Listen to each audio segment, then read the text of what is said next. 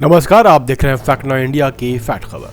1857 के प्रथम स्वतंत्रता संग्राम की महान नायिका वीरांगना ऊदा देवी पासी को श्रद्धांजलि अर्पित करते हुए आज रविवार 16 नवंबर 2025 को लखनऊ के वृंदावन कॉलोनी स्थित पासी चौराहे पर एक ऐतिहासिक समारोह आयोजित किया गया।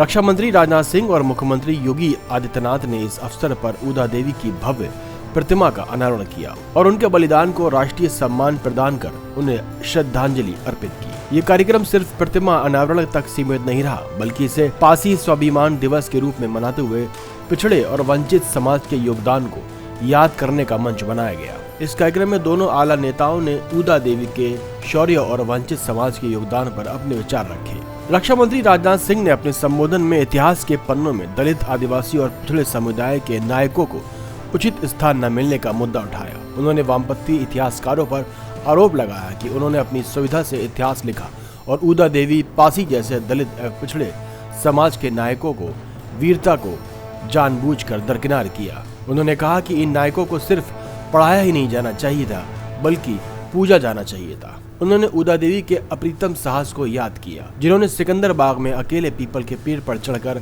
36 अंग्रेज सैनिकों को मार गिराया था। उन्होंने कहा कि ऊदा देवी का राष्ट्र प्रेम हर नागरिक को प्रेरणा देता रहेगा। राजनाथ सिंह ने कहा कि भारत की नारी शक्ति स्वदेश और स्वधर्म की रक्षा के लिए कभी पीछे नहीं रही है। उन्होंने वर्तमान सरकार द्वारा सैनिक स्कूलों के दरवाजे लड़कियों के लिए खोलने और भारतीय महिलाओं के सियाचिन से लेकर समुद्र तक देश की सुरक्षा को मजबूत करने का योगदान की सराहना की। उधर मुख्यमंत्री योगी आदित्यनाथ ने वीरांगना ऊदा देवी को केवल नारी शक्ति के लिए ही नहीं, बल्कि हर हिंदुस्तानी के लिए प्रेरणा सूत्र बताया। उन्होंने कहा कि वीरांगना ऊदा देवी ने 16 नवंबर 1857 को लखनऊ के सिकंदरबाग में 36 अंग्रेज सैनिकों को ढेर कर विदेशी हुकूमत की नींव हिला दी थी। उन्होंने कहा, अन्याय बड़ा हो तो प्रतिरोध उससे भी बड़ा होना चाहिए और ऊदा देवी का बलिदान हमें ये प्रेरणा देता है। सीएम योगी ने कहा कि प्रधानमंत्री नरेंद्र मोदी के मार्गदर्शन में डबल इंजन की सरकार विरासत का सम्मान कर रही है। उन्होंने काशी विश्वनाथ धाम और अयोध्या में श्री राम मंदिर निर्माण के साथ साथ महाराजा बिजली पासी किले के सुंदरीकरण का भी उल्लेख किया। उन्होंने बताया कि प्रदेश सरकार ने हर क्रांतिकारी के योगदान को पाठ्यक्रम का